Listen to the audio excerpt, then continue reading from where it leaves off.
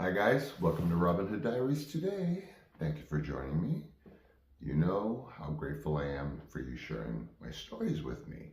Tonight is about as personal a story as it gets, but you guys are about as personal as it gets to me, so here goes.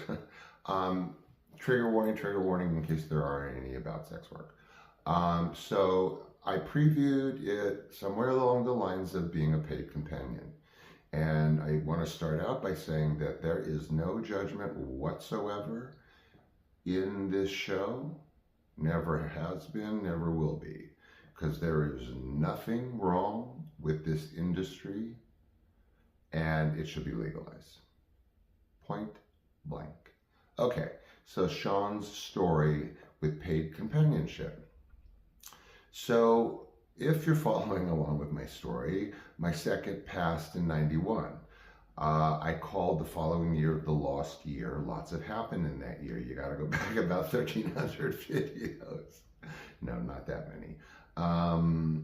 And my themes sort of, weave. So, they don't repeat, but, I try to make sense out of the last. And so, like I said, this is as personal as it gets. For better or worse, and so here's my story. So I'm working phone sex, as we all know. I'm supervising a call center, a very lucrative call center with offices in the Van Nuys and Marina Del Rey, and I'm playing the part of Angela, and I'm doing it very convincingly, and I'm being paid $10.50 an hour, and I'm working triple shifts, which is not legal. Minimum double shifts, and in 92, that was good money, but not good enough. I just couldn't make it. And I had been doing it for a year and a half, almost, and I was sick of it. I was just tired of speaking with lonely gentlemen 20 hours a day as a woman. So I was at this stage of my life now, again, this lost year. By that, I would most infer that it was a year that I didn't know what to do. I didn't know quite where I was in life. I didn't know what had happened to me and where it left me and what I had ahead of me at all, you guys. If you've been following along, you've been following along ever since I wanted to be a cartoonist through 7,000 other things. So here I am in 92, post that, doing that. So I'm now moved from a tiny apartment on Hollywood Boulevard to an apartment above Spago and Tower Records in West Hollywood during that transition in and around that time. And I cannot wait tables. I can't go back to waiting tables. It's a long story. If you've ever been a server, you'll know what I mean. And I was, again, doing what I was doing as Angela.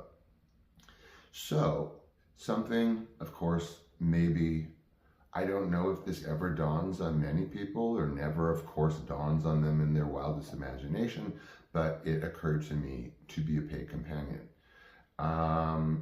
There was a place in what is now West Hollywood called Numbers, and it has since moved, and it moved into this really tacky, like nail salon-y looking place on the second story in Boys Town, right like San Vicente, blah.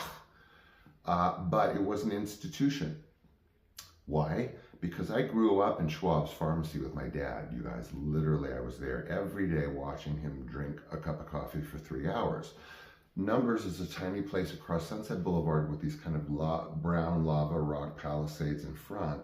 Numbers, and it looks like you go there. You do not go in through that front door. You go around the back where Greenblatt's Delicatessen is, and that's a whole nother story with what I know about this whole area.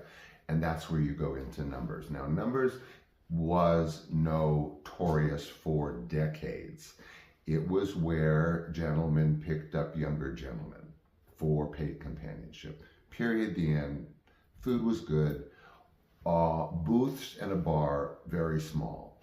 Huge mirrors over each booth, and they were deliberately tilted forward about 3 inches, so that, of course, as you walk, you can see everything that's going down in the laps of the patrons sitting in the booth. The bar was very lively. Again, it was a notorious place. I had since been there with my husband even, because, I knew other people in the underground that would go there.